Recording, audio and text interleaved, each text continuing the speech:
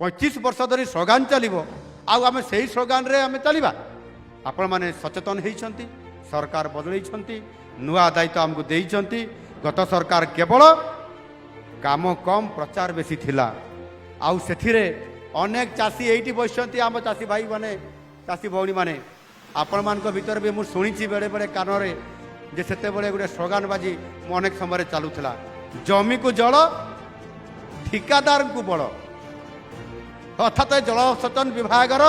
ये टंका ठिकादार मान को दि जाऊला टेंडर आउ का बांटी दिया होता राधे राधे आज से समय परिवर्तन होइछि